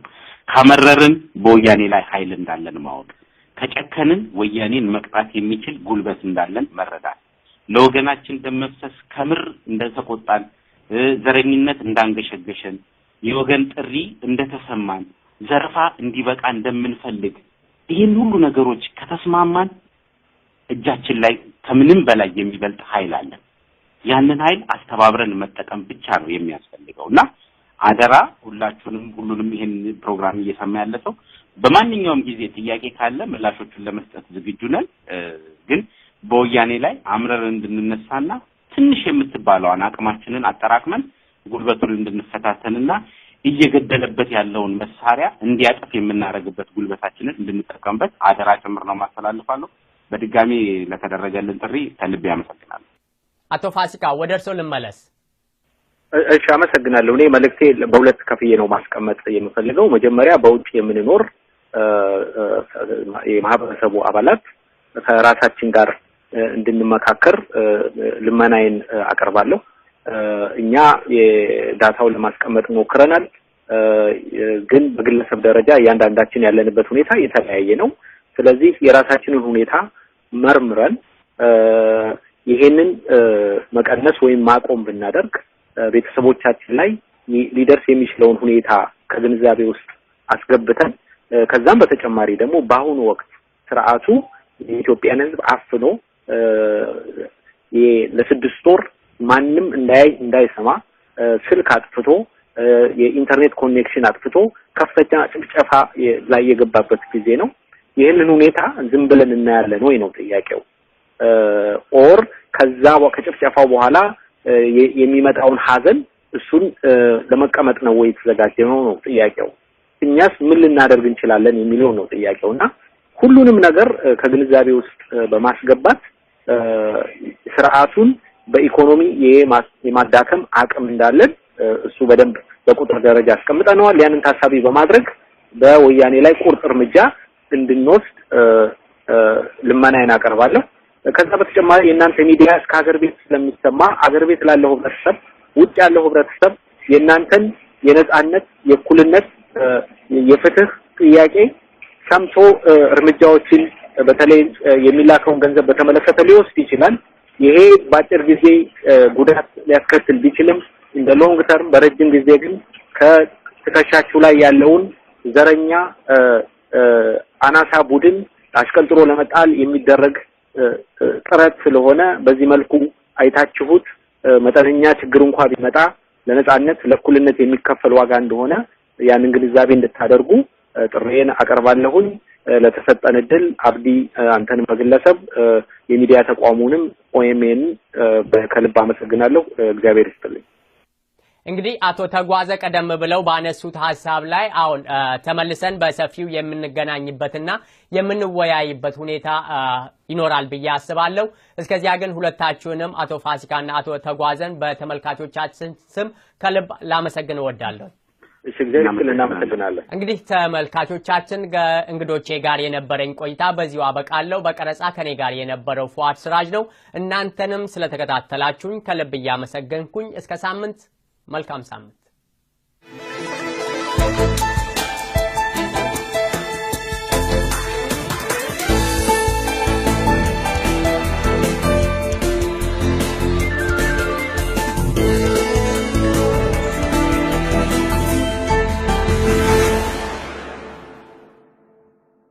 ጨምሯል።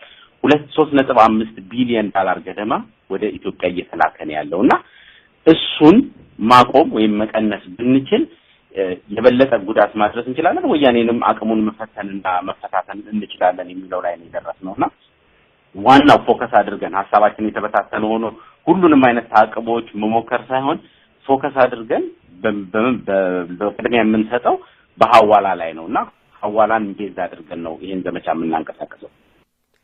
ብዙዎቻችን ስርዓቱ ጥይት የሚገዛበት አፈናውን የሚያጠናክርበትን ህዝቡን የሚያሰቃይበትን ገንዘብ የሚያገኘው ለኢኮኖሚው ምንጭ ዓለም ባንክንና ሌሎችንም የተለያዩ ሀያላት አገራት እርዳታ ነው ብለን ስለምናስብ እነዚህ ተቋማትና መንግስታት ይህንን ጨቋኝ መንግስትን እንዳይረዱ እርዳታቸውን እንዲያቆሙ ነው ሰላማዊ ሰልፍ ስንወጣ አይከረም ነው። አሁን ያየሁት ግን እኛም ወደ አገር ቤት በመንልከው ገንዘብ በተዘዋዋሪ ለጨቋኙ መንግስት ጥይት መግዣ ተባባሪ መሆናችንን እያየው ነው። የኔ ጥያቄ ይህንን በመረጃ የተደገፈ በተለይም ደግሞ የወያኔ መንግስት ወደ ውጭው ዓለም ኤክስፖርት ከሚያደርጋቸው እንደ ሌጦ ቡናና ሌሎችም የመሳሰሉ ሸቀጦች የሚያገኘው ገቢ እንዲሁም ከተለያዩ ሀያላን አገራት ከሚያገኘው እርዳታ ጋር ይህንን ታቅቦን አነጻጽራችሁ ለማየት የሞከራችሁበት አጋጣሚ አለ? ትክክል ነው አብዲ፣ ጥሩ ጥያቄ ነው ያነሳኸው። እኛም ቅድም ተጓዘ እንደገለጸው ስንነጋገር ለመሆኑ ከዚህ በፊት እንግዲህ ላለፉት 25 ዓመታት የውጭ መንግስታት ዓለም አቀፍ ተቋማት የኛን ጉዳይ ትኩረት ሰጥተው በስርዓቱ ላይ ጫና እንዲያደርጉ በርካታ ውትወታዎችን ስናደርግ ኖረናል። ነገር ግን ምንድነው በእኛ በኩልስ ምንድነው መደረግ ያለበት? ለመሆኑ በዚህ በሬሚታንስ በኩል የሚገባው ገቢ ከሌሎቹ እነሱ ከሚያደርጉት ገቢ አኳያ ምን ይመስላልና እውነቱ የት ላይ ነው፣ የኛስ አቅም ምን ይመስላል የሚለውንም ለማየት ነው የሞከርነውና አንተ እንደጠቀስከው ያነጻጸርናቸው አንደኛ ኤክስፖርት የሚባለው ገቢ ማለት ከአገራችን የተለያዩ ምርቶች ቆዳና ሌጦ፣ ቡና እንዲሁም ሌሎች የቅባት እህሎች ተልከው ምን አይነት ገቢ ይገኛል ከአሜሪካ ከአውሮፓ እንደዚሁም ደግሞ ለዴቨሎፕመንት አሲስታንስ ተብሎ የሚላክ የሚገኝ እርዳታ አለ ከዛ አኳያ ምን ይመስላል የሚለውን ለማየት ነው የሞከርነው እና አንዳንድ ቁጥሮችን ለማስቀመጥ እኛ ባደረግነው የዳታ ፍተሻ ለምሳሌ በ2014 ሪፖርት የተደረገ በኤክስፖርት የሚገኝ ገቢ 3.7 ቢሊዮን ዶላር እንደሆነ ነው የመረጃዎች የሚጠቁሙት አሁን ይሄ ሁኔታ እየቀነሰ መጥቶ በቅርቡ ከ3 ቢሊዮን ከ3 ቢሊዮን በታች እንደሆነ የዓለም ባንክ ሪፖርትም የተለያዩ ሪፖርቶችን ይጠቁማሉ የዚህ የኤክስፖርት ገቢ እኛ ግን ዳታውን ስንወስድ የነበረው 3.7 ቢሊዮን ነው ከዛ አኳያ ሲታይ ከሬሚታንስ የሚገኘው ኦልሞስት ወደ 93% ይሆናል የዛን ገቢ እኛ እንግዲህ ከውጭ የሚገባው 3.5 ቢሊዮን መሆኑን ለማወቅ ነው የቻልነው ሌላ ደግሞ እዚህ በመንኖርበት ሀገር በተደጋጋሚ ጥሪዎች ስናደርግ ነበር ለመሆኑ የአሜሪካ መንግስት ምን ያህል ነው የሚረዳው የሚለውንም ለማየት ሞክረናል አሜሪካ ለተለያዩ እርዳታዎች የሚሊታሪና ሴኩሪቲን ጨምሮ እስከ 1 ቢሊዮን ዶላር በአመት ለስርዓቱ ገቢ እንደምታደርግ ነው መገንዘብ የቻልነው እንግዲህ ከዚህ ከጠቅላላ በአለም ዙሪያ የሚኖረው ማህበረሰብ የሚያስገባው 3.5 ቢሊዮን ጋር ሲነጻጸር የአሜሪካ የምትረዳው በጣም አንሶ ነው ያገኘነው ማህበረሰቡ ገቢ የሚያደርገው ሬሚታንስ 3 እጥፍና ከዛ በላይ ይበልጣል ሌላም ያየነው ለመሆኑ ገንዘቦቹ በብዛት ከየት ቦታ ነው የሚሄዱት የሚለውንም ለማየት ሞክረናልና 40% የሚሆነው የሬሚታንስ ገቢ ከአሜሪካን ሀገር ነው የሚላከው ወደ ዶላር በመንቀይርበት ጊዜ 1.4 ቢሊዮን ዶላር የሚሆነው እዚህ አሜሪካ የሚኖረው ማህበረሰብ የሚልከው ነው እንግዲህ ራሱ አሜሪካ ብቻ የሚኖረው ማህበረሰብ አሜሪካ እንደ አገር ከምትረዳው በላይ ሆኖ ነው ያገኘ ነው ከዚህ በተጨማሪ የአውሮፓንም ለማየት ሞክረናል በኢዩ ስር 1.4 ቢሊዮን ዶላር እርዳታ ያገኛል ስርዓቱ እንግዲህ ከዛ አኳያም የሬሚታንስ ወይም ደግሞ በውጭ የምንኖረው ኢትዮጵያውያን የምንልከው ወደ 3.5 ቢሊዮን ዶላር ነው በተደጋጋሚ እንደገለጽ ነው ያን የአውሮፓንም እርዳታ ከሁለት እጥፍ በላይ የሚበልጥበት ነው በአጠቃላይ በዚህ በእርዳታ የሚገኘው ኦዲኤ የሚባል አለ ኦፊሻል ዴቨሎፕመንት አሲስታንስ የሚባል በዛ በአጠቃላይ ይሄ ቅድም የጠቀስናቸውን የአውሮፓንም የአሜሪካንም ጨምሮ ወደ 3.8 ቢሊዮን ነው ስርዓቱን ያገኘው በአጠቃላይ በእርዳታ ከዛ አኳያ ሲታይም እስቲ ወደ 92% የሚሆን ነው ሌላ ያየነው ከዚህ የውጭ ኢንቨስትመንት የሚባል እንግዲህ አንዱ ትልቁ እዛ ሀገር ያለው ችግር መሬቱ ከደሃው ገበሬ የተነጠቀ ለአበባ እርሻዎች የተለያዩ ኢንቨስትመንቶች ሲሰጡ ኖሯል ያንን ኢንቨስትመንት ለማስፋፋት ከውጭ የሚሄዱ ኩባንያዎች ወይም ግለሰቦች በአመት ገቢ የሚያደርጉት 1 ቢሊዮን ዶላር አይሞላም ወደ 950 ሚሊዮን ዶላር ነው ከዛም አኳያ የሬሚታንስ ከ3 እጥፍ በላይ የሚበልጥበት ሁኔታ ነው ያለው እና ነገሩን ሰመራይዝ ለማድረግ እነዚህን ቁጥሮች መደርደር ያስፈልገው ለምንድን ነው እነዚህ የውጭ ዓለማት የውጭ ሀገራትን መጠየቁ አስፈላጊ ነው ሁልጊዜም ፕሬሸራችን ወያኔ ላይ የተፈጠረውን ኢኮኖሚክ ኢምፓክት እናውቀዋለን በጎንደር በጎጃም ለተወሰኑ ጊዜያቶች የተደረጉትን የስራ ማቆም አድማዎች ወያኔ ላይ ያሳረፈውን አይተናል ስለዚህ ያንን በንጽጽር ስንመለከተው እኛስ በአቅማችን ምን ማድረግ አለብን ብለን ነው የምንጠይቀውና እነዚህ ቁጥሮች የሚያሳዩን ገንዘብ የምንልክላቸው ሰዎች በተወሰነ ደረጃ የተወሰነ ጊዜ መስዋዕትነትን ከፍለን ይሄንን ችግር አንዴና ለመጨረሻ ጊዜ ማስወገድ አማራጭ የሌለው ነገር ነው አዎ ገንዘብ የምንልክላቸው ሰዎች ሊቸገሩ ይችላሉ ወይ በንጽጽር ስናየው በጣም ቅድም የጠቀስኳቸው ዳታዎች የምንለው ጉዳት በጣም መጠነኛ ነው ለተወሰነ ጊዜ ይሄንን ብር ብናቆመው በቤተሰብ ላይ የሚደርሰው ጉዳት በጣም መጠነኛ ነው ለእድሜ ልክ ተሸክመን ካለነው ከዚህኛው አገዛዝ ጋር ማለት ነው እና በጥቅሉ ስንመለከተው አዎ ጉዳት ሊደርስ ይችላል ግን ያ ጉዳት መጠነኛ ነው ስለዚህ ጥርሳችንን ነከስ አድርገን ለተወሰኑ ጊዜያቶች ይሄንን እርምጃ መውሰድ ካልቻለን የወያኔን እድሜ ለማራዘሙ ትልቁን አስተዋጽኦ እናበረክታለን ብዬ ነው የማስበው የቀረ ካለ ፋሲካ ልጨምርበት ይችላል አቶ ፋሲካ እስኪ በዚህ በአቶ ተጓዛ ሐሳብ ላይ ተጨማሪ ሐሳብ ካሉት እሺ በዚህ ላይ ብዙ ነገር አቶ ተጓዘ ሄዶበታል። ዋናው ቁም ነገር ምንድነው ችግር አይደርስም አይደለም ለቤተሰቦቻችን በምንቀንስበት ጊዜ ወይ በምናቆምበት ጊዜ የለመዱትን ነገር ሊያጡት እንደሚችሉ እንገነዘባለን እና ቶታሊ ችግር አይደርስም የሚል አስተሳሰብ የለብንም። ሁልጊዜም ድርጊቶቻችን የሚያስከትሉት የአጭር ጊዜ ችግር ይኖራል። ወያኔ የረጅም ጊዜ ችግራችን ነው። ዛሬ ኢሬቻ በዓል ላይ የሆነውን አይተናል። በጣም የሚያሳዝን ሁኔታ በሀገራችን ሲፈጸም ለማየት በቅተናል። እዛ ደማቸው ከፈሰሰ በየቦታው ደማቸው ከሚፈሰው ሰዎች አኳያ የተወሰነ ጫና በስርዓቱ ላይ ለመፍጠር ለበጎ ተግባር ሲባል ቤተሰቦቻችን ዋጋ ለመክፈል እኛም እዚህ ያለነው ለህብረተሰባችን አጋር ለመሆን ዋጋ ለመክፈል ከተዘጋጀን የህሊና ዝግጅት ካደረግን ፔኑን ቀላል ያደርገዋል። በዛ ላይ ጥናቱ እንደሚያሳየው ለተወሰነ ጊዜ ችግር ለመቋቋም አቅም ላላቸው ሰዎች ነው በአብዛኛው ገንዘብ የሚላከው። ሁላችንም ከራሳችን ጋር መነጋገር አለብን፣ እውነታውን መመርመር አለብን። ሪሊ የምንልክላቸው ሰዎች ሁሉም ያ ገንዘብ ቢቀንስ ወይም ቢቆም ሪሊ ችግር ውስጥ የሚቆሙ ናቸው የሚወድቁ ናቸው ወይ ብሎ እያንዳንዱ ሰው ለማን እንደሚልክ የቤተሰቡ ሁኔታ ምን እንደሆነ ያውቀዋል። ስለዚህ በጣም ችግር ያለባቸው አቁሙን ብንላቸው አያቆሙም፣ ይሄንን እናውቃለን። ነገር ግን ለተወሰነ ጊዜ ብናቆም አማውንቱን ብንቀንስ ለምሳሌ $100 የሚልክ ሰው $60 $70 ቢያደርገው ኦር 4-5 የሚልክ 2-3 ቢያደርገው ያንን ሁኔታ ቤተሰቦች ተቋቁመው የሚያልፉበት እድል ይኖራል። ስለዚህ ያንን ታሳቢ በማድረግ እርምጃ ልንወስድ እንችላለን። በእኛ እይታ ይሄ እርምጃ ከህዝቡ ይልቅ ስርዓቱ ላይ ትልቅ ጫና ያመጣል ብለን እናምናለን። አንድ ነገር ልጨምርና ልጨርስ።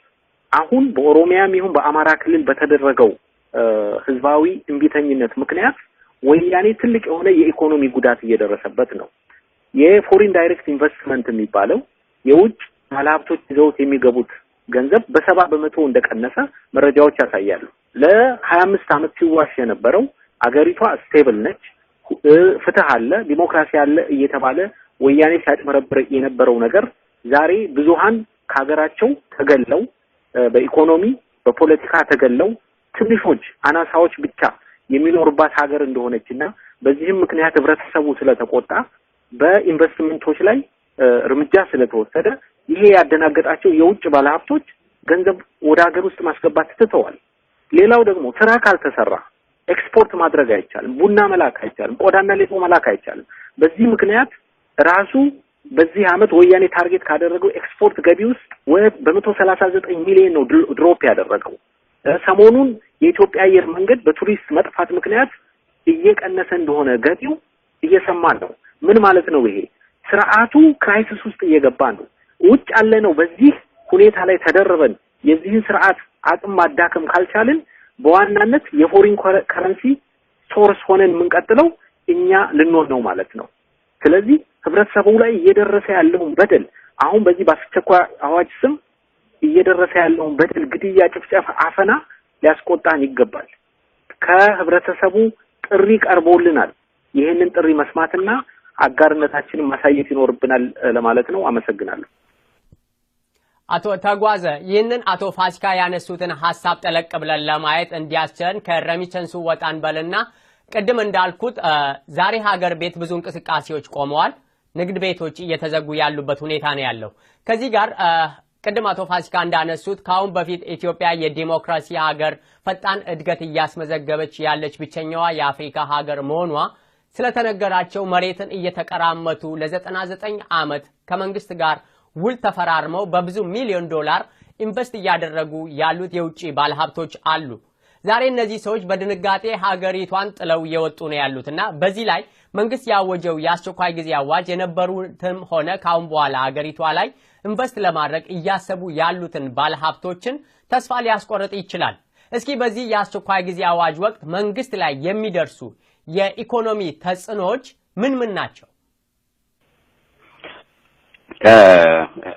አሁን ፋሲካ በተወሰነ መንገድ የሄደባቸው የፎሪን ዳይሬክት ኢንቨስትመንቶቹ ግንባር ቀደምትነት ይይዛሉ። በአሁን ሰዓት የተወሰኑት እስከ ካፒታላቸውን ተቅልለው እየወጡ ናቸው። ሌሎቹ ያንን አራያ ተከትለው እንዳይወጡ ነው ወያኔ እየፈራ ያለው እና የፎሪን ዳይሬክት ኢንቨስትመንቱ እሱ ያበቃለት ነው። ከዚህ በኋላም ኢንቨስት የሚያደርግ እዛ ሀገር ላይ ይኖራል ብለን አንገምትም። አንደኛው ኢፌክት እሱ ነው። ሌላኛው ራሱን በራሱ ወያኔ እየጠለፈበት ያለው መንገድ ራሱ መገለጫ ነው። ትላንትና በወጣው ዜና ተመልክታችሁ እንደሆነ አላውቅም። ኢንተርኔትን በመዝጋት በማጥፋት ብቻ ራሱ ላይ ኪሳራ እያመጣ ቀላል የሚባል ኪሳራ አይደለም። ትላንት የወጣው ዜና ወደ $9 ሚሊዮን ገደማ ሉዝ እንዳደረገ አንብበናል፣ ሰምተናል። ይሄ ራሱ ያ ተጽዕኖ የፈጠረበት ያ ጫና የፈጠረበት ግዴታ ነውና ራሱን በራሱን በዚህ መልኩ ያጠፋል። ሌላኛው ኢቭን ያስቸኳይ ጊዜ አዋጁ ወጥቶ አሁን በጎንደር በባህር ዳር የሥራ ማቆም አድማ ተደርጓል። ምን ማለት ነው ያ የሥራ ማቆም አድማ? ወያኔ በእለቱ ወይም በዛ ጊዜ ውስጥ ሲገበያዩ ያገኝ የነበረውን ታክስ አገር አትገኘም ማለት ነው፣ አጥቷል ማለት ነው። ስለዚህ እነዚህ ሁሉ ነገሮች ሲደራረቡበት ወያኔ ኢኮኖሚካሊ ኃይለኛ ክራይሲስ ውስጥ ነው ያለው። በዛው መጠን ደግሞ የተገኘችዋንም ያለችዋንም ፎሪን ከረንሲ የሚዘርፍና የሚያሸሽም ደግሞ ራሱን የቻለ ኢምፓክት አለ። አሁን ገቢዎች እየቀነሱ ነው፣ ፎሪን ከረንሲ እየቀነሰበት ነው ያለው። አንድ ጥናት ከስቴት ዲፓርትመንት የተገኘ ጥናት ይላል የናሽናል ሪዘርቭ ወደ 2.8 ቢሊዮን ብቻ ነው ያለው። ኢቭን ከ3 ወር በታች ለሆነ እንደውም ውስጥ ታዋቂ ምንጮች እንደሚሉት ከዛም በታች ነው ያለው። ናሽናል ሪዘርቭ በዛን ያህል ከደከመ አሁን የምንላቸው ገቢዎች እየቀነሱ ካሉ የመጨረሻው አማራጩ ወያኔ እኛ ብቻ ነን። እኛ የምንልከው ገንዘብ፣ እኛ የምንልከው ዶላር፣ እኛ የምንልከው ዩሮ ብቻ ነው መሰረታዊ ገቢው የሚሆነው ማለት ነው። ያ በተወሰነ ደረጃ ወያኔን እድሜውን ሊያራዝምለት የሚችለው ከመሳሪያው ሌላ እኛ የምንልከው ገንዘብ ብቻ ነው ማለት ነው። ስለዚህ ይሄ ራሱ ላይ የፈጠረው ራሱ ያወጀው የአስቸኳይ ጊዜ አዋጅ ራሱን እንደገና ጠልፎ የሚጥለው ሌላኛው ኢምፕሊኬሽን ነውና ህብረተሰቡ አንድም ጥያቄ መጠየቅ ያለበት በወታደራዊ አገዛዝ ስር ላለ መንግስት ገንዘቤን መላክ አለብኝ ወይ? ምንስ ሊያደርግበት ነው? ወታደራዊ መንግስት ገንዘብ ዶላር ሲያገኝ ነው ሊያፍንበት፣ ሊገልበት፣ ሊያስርበት። ስለዚህ የነጻነት ድምጽ የምንላቸውን ሬዲዮ ቲቪዎችን እንኳን ማፈኛ የሚሆነውን ዶላር የሚያገኘው ከኛ ነው። በጥቅሉ እሱ ጨክኖ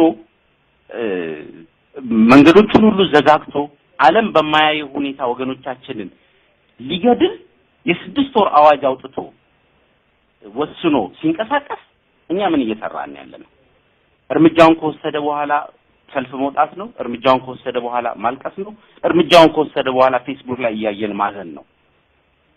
ስለዚህ እኛም ከ6 ወርም በላይ ብንችል ከ6 ወርም በላይ ይሄንን መንግስት ገቢ እንዳያገኝ ወይም ደግሞ እንዲቀንስበት ማድረግ ከቻለን እንደ መንግስት ፋንክሽን እንዳያረግ ማድረግ እንችላለንና ይሄ አስቸኳይ ጊዜ አዋጁ እኛም ላይ እንደታወጀ አድርገን ሊገባን ይገባል ነው አመሰግናለሁ። አመሰግናለሁ አቶ ፋሲካ። ሌላው ከዚህ ጋር ተያይዘው እነዚህ የውጭ ባለ ሀብቶች ይህንን የኢንቨስትመንት ውልን ሲፈራረሙ ነገሮች በውሉ መሰረት ካልሄዱ የሚቀጣ አካል ሊኖር ይችላል። እነዚህ ባለ ሀብቶች ሲጀመር ዋስትና ተሰጥቷቸው ነው የሚመጡት ወደ ሀገር ቤትና መንግስት በዚህ በኩል ለተጨማሪ ወጪ ወይንም ኢኮኖሚ ጉዳት አይጋለጥም? እንደሱ ቢያስ አስባለሁ። እንግዲህ ምንድነው በእርግጠኝነት መናገር የማይቻለው ወያኔ እንደሚታወቀው በጣም ሚስጥራዊና ትራንስፓረንት ያልሆነ ድርጅት ነው። በአጠቃላይ ስምምነቶቹ የኢትዮጵያ መንግስት ግዴታ ውስጥ ያስገቡ ይሆናሉ ተብሎ ይገመታል። ነገር ግን በምን አይነት መልኩ በዲቴል ስምምነት አላቸው? የዚህ አይነት ሁኔታዎች ሀገሪቱ ውስጥ ሲፈጠሩ ስምምነቱ እንዴት ያስተናግድ ይችላል? የዛን አይነት ዲቴይሉ መታወቅ አለበት። ነገር ግን ወያኔ ሰላማዊ እና የተረጋጋ ሀገር አለ በሚል ለዛ ዋስትና ሰጥቶ እነዚህን ኢንቨስተሮች የሚያስመጣ ከሆነና ያ የሚያስከትለው ወጪ ካለ በእርግጥም አሁን በተቃቀስነው ችግር ላይ ሌላ ስርዓቱን አጣብቂኝ ውስጥ የሚከት ችግር ነው የሚሆነው። ሌላው የዚህ ችግር መነሻው ምንድነው? ሌላው ኢምፕሊኬሽኑ ዝም ብሎ ለነዚህ ኢንቨስተሮች የገንዘብ የመክፈል ያለ መክፈል ወያኔ ያን ሊክድም ላይከፍል ይችላል፣ አቅምም ላይኖረው ይችላል። ግን ሌላው እነዚህ አሁን በዚህ ምክንያት ችግር የደረሰባቸውና ወያኔ ስምምነቱን የማያከብር ከሆነ ረዘም ላለ ጊዜ በወያኔ ላይ ይሄ እንደውም ከወያኔ በኋላ የሚመጣው ስርዓትም ላይ ኢፌክት ሊኖረው ይችላል። እንደ ሀገር በስምምነቱ የማይቆም ሀገር እንደሆነ ስለሚገመት ወደፊት በሚኖረው የኢንቨስትመንት እድል ላይ ጫና ሊኖረው ማድረግ ይኖርብናል። እነሱንም እንደምንጠይቅ ሁሉ ያ ህብረተሰብ የኛ ህብረተሰብ ነው፣ ችግሩ ችግራችን ነው፣ ሞቱ ስደቱ መሰቃየቱ ስቃያችን ነው የምንል ከሆነ እነዚህን የዓለም አቀፍ ድርጅቶችና ሀገሮች ከነሱ ላይ ፕሬሸር ከማሳረፍ በተጨማሪ ራሳችንም ቆም ብለን ማሰብ አለብን። ይሄን ያህል አቅም እንዳለን አውቀ ነው እኛም በበኩላችን እዛ ሀገር ላይ እኩልነት፣ እዛ ሀገር ላይ ነጻነት፣ እዛ ሀገር ላይ ፍትህ እንዲኖር የምንችለውን ለማድረግ መዘጋጀት አለብን። አቅማችን ከፍተኛ ነው የሚለውን እንግዲህ መረጃ ለህብረተሰቡ ማስተላለፍ ስለፈለግን ነው እንግዲህ ይሄን ዳታ እየዘረዘርን ያለ ነው። አቶ ተጓዘ ወደ እርሶ ልመለስ። በአሁኑ ጊዜ ሀገራችን መንታ መንገድ ላይ ያለች ሀገር ነች። ካለፉት 11 ወራት በበለጠ አፈናው ጭቆናው በተጠናከረ መልኩ ቀጥሏል። አዋጁ ደግሞ የመንግስት ታጣቂዎች በህዝቡ ላይ የሚወስዱትን እርምጃ ህጋዊነትን በማላበስ ከጠቅላይ ሚኒስትሩ ፍቃድ ተሰጥቷቸው ተኩሰው እየገደሉ እያፈኑ ያለ ፍርድ ቤት ትዕዛዝም እያሰሩ ሀገሪቷን ማርሻል ሎው ወይንም ወታደራዊ አገዛዝ ስር ከተዋታል። በዚህ አይነት እንቅስቃሴ ውስጥ ብዙ ንግድ ቆሟል። ብዙ ቤተሰቦች ከልጆቻቸው በሚላክላቸው ገንዘብ የሚተዳደሩም አሉ። ይህ የውጭ ምንዛሪ ታቅቦ ሲቆም ከመንግስት ይልቅ ህዝቡን ሊጎዳ አይችልም?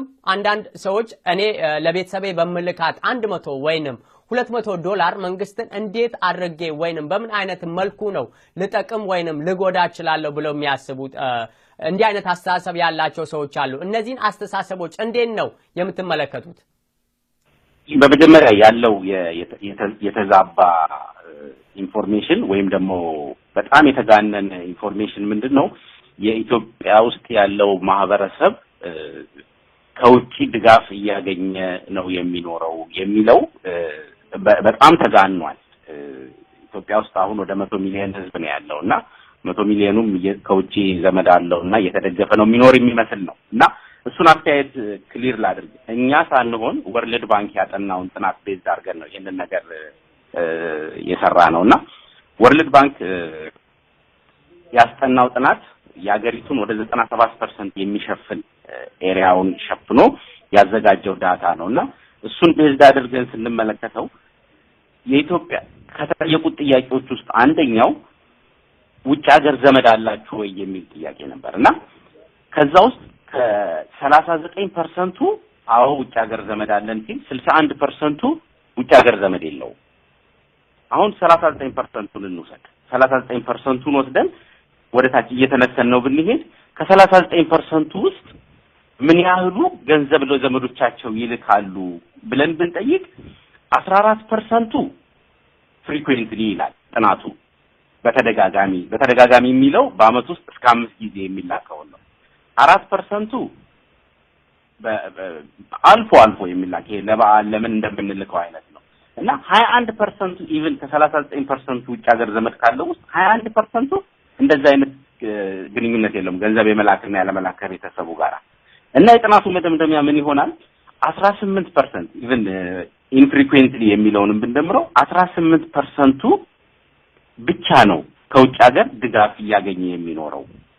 ስለዚህ እኛ የምናወራውን ስለ 100 ሚሊዮን ህዝብ ከሆነና አሁን የመጣውን ችግርና ፈተና እኩል አድርገን ብንመለከተው 18% ብቻ ከውጭ ሀገር ድጋፍ ያገኛል እንጂ ጠቅላላ የኢትዮጵያ ህዝብ ከውጭ እየተደገፈ እንደሚኖር ተብሎ የሚታሰበው ሐሳብ በራሱ ስህተት ነው። ሌላኛው ጥያቄ እኔ የምልካት $100 ነች። አዎ እያንዳንዳችን ከውጭ ያለን ሰዎች የምንልካት 100 200 እየተደመረች ነው ወደ 3.5 ቢሊዮን የደረሰው። ስለዚህ ይሄኛው ነገር ቤተሰቦቻችንን ለመርዳት ነው የምናደርገው። አዎ ለመርዳት ነው የምናደርገው። ሁላችንም ለመርዳት ነው የምናደርገው። ጥናቱ የሚያሳየው ምን ይሆናል መሰለህ አብዲ? ይሄ ገንዘብ የሚላከው ለማን ነው? ለእንዴት አይነት የእድሜ ደረጃ የገቢ ሁኔታ ላይ ላሉ ሰዎች ነው ገንዘቡ እየተላከ ያለው የሚለው ሌላው የጥናቱ ማሳያ ነው። በእድሜ እንመልከተው የመጀመሪያውን ስቴፕ በእድሜ ስንመለከተው ወደ 64% ገንዘብ የሚያገኘው ውስጥ ወደ 64% በእድሜ ከ18 እስከ 34 ዓመት እድሜ ገደማ ነው። በገቢ ደግሞ ስንመለከተው ከ1000 እስከ 5000 የኢትዮጵያ ብር በወር የሚያገኘው ነው ገንዘብ የሚላክለት ያም ወደ 59% የሚሆነው ነው። ሌላኛው ደግሞ በቤተሰብ ሪሌሽን ስንመለከተው ይህ ገንዘብ በብዛት የሚላከው ለእህትና ለወንድም ነው ወደ 47% የሚሆነው ለዛ ለወንድምና እህት ነው። ሌላው ወደ ላጎት ላክስት እያለ ወደሚሄደው 32% ይሆናል። ለእናት ለአባት እንኳን የሚላከው ወደ 6% ገደማ ነው። ይሄ ሁሉ ቁጥር ምንድነው ብለን ብንል አሁን መጨረሻ ላይ ኢትዮጵያ ውስጥ እየሆነ ያለውን ነገር ሁላችንም እናውቀዋለን። በወጣትነት እድሜ ደረጃ ያለው ለዚህ የነጻነት ትግል ግንባሩን ሰጥቶ ከፊት ተሰልፎ ይሄንን ለውጥ ለማምጣት እየታገለ ነው ያለው። ኢትዮጵያ ውስጥ የኢኮኖሚክ ተአቅቦ እንዲመጣና ይሄንን ለውጥ ለማፋጠን ከድሃው ገበሬ እስከ ድሃ ጉልት የምትሸጥ ኢትዮጵያዊ ለወያኔ ትብብር በመንፈግ ኢኮኖሚውን እዛ አገር ውስጥ እያዳከሙ ነው ያሉት። ቀላል አይደለም። ባለፈው ጊዜ በኦሮሚያ ክልል የንግድ ስርጭቱን በማቆም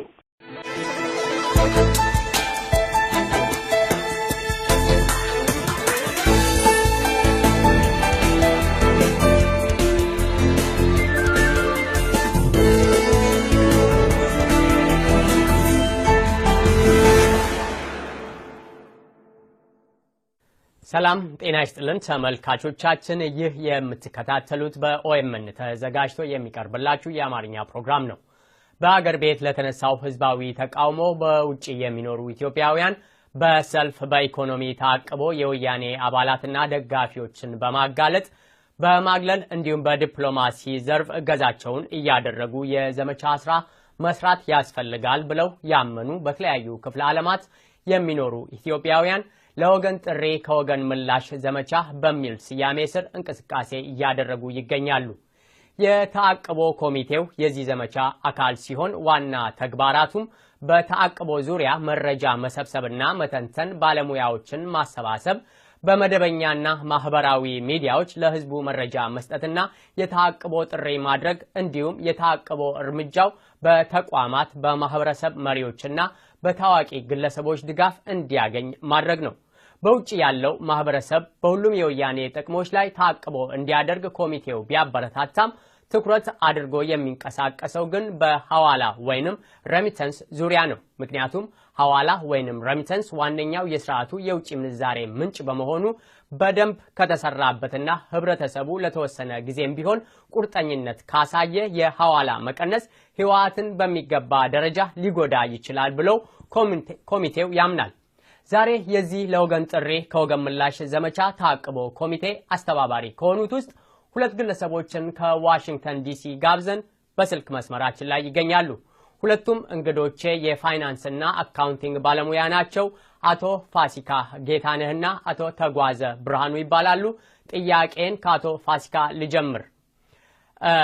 ከአንዳንድ ሚዲያዎች እየሰማን ያለነው የኢትዮጵያ መንግስት ከውጭ የሚያገኘውን ምንዛሪ ወይንም ፎሬን ከረንሲ በምንለው ላይ ታቅቦ ለማድረግ እየተንቀሳቀሳችሁ ነው።